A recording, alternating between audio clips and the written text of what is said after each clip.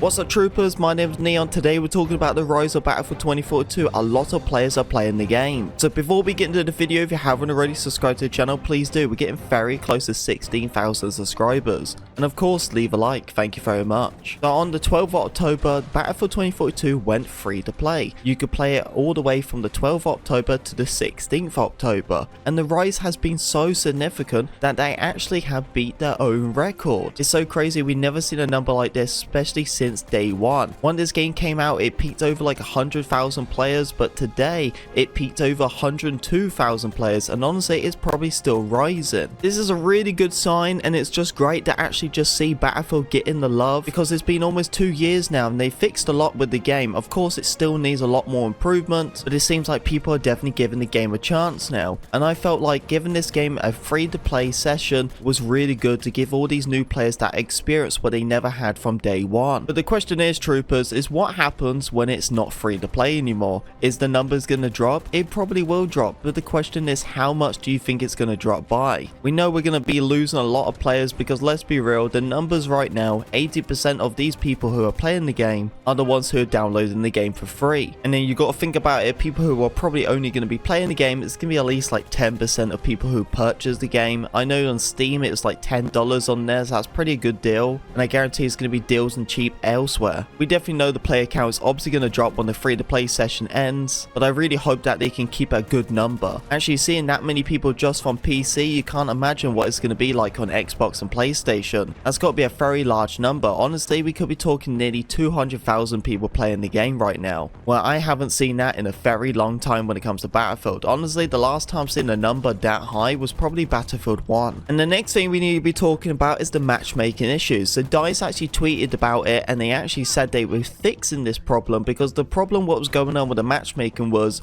every time you search for a game, you would actually get amount of players, and then you only get mainly bots all the time, and it just didn't make any sense, because right now it doesn't make any sense at all. But at the start, when I was playing the game, I just keep getting AIs, a lot of AIs in these games, and it was really confusing. And for me, I just thought, well, it's just not many people playing the game. But once the rise of the Battlefield players started coming into the game even more, we were still getting a bunch of AIs and bots, and it was just so confusing. Why is there so many AIs and bots if there's supposed to be like nearly 200,000 people playing the game? Usually when it comes to most regions like EU, they don't really even have an issue even if they wanted to turn crossplay off, but for myself, playing in NA servers is near impossible. We have to play with crossplay on, although for myself, playing crossplay doesn't even bother me. I'd rather play crossplay on than off anyway, but it was so confusing to see why there were so many AIs, and they said they've resolved this issue, so we shouldn't be experiencing that many AIs. But the question is, why is it still happening?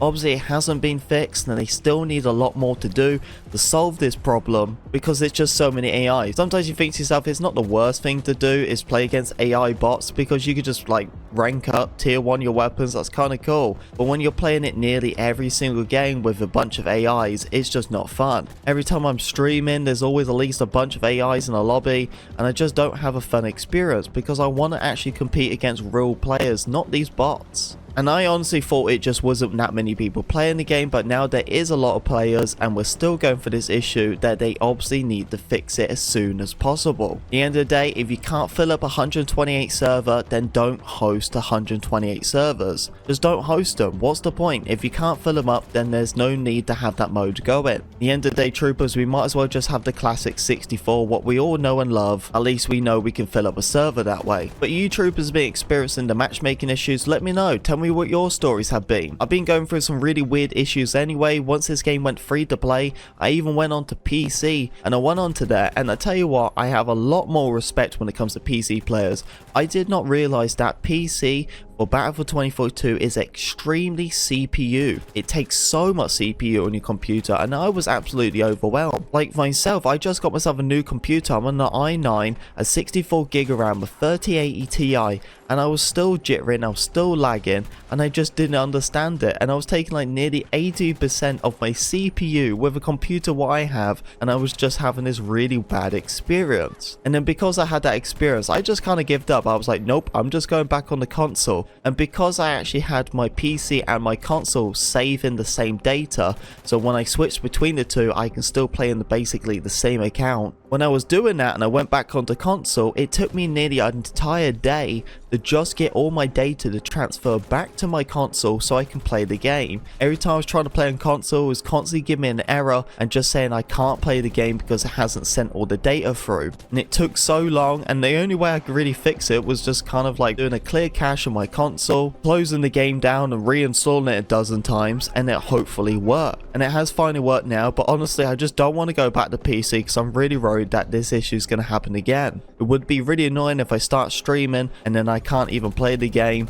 so I'd rather not switch between the two. I really wish I had a better PC experience, and hopefully down the line I definitely do.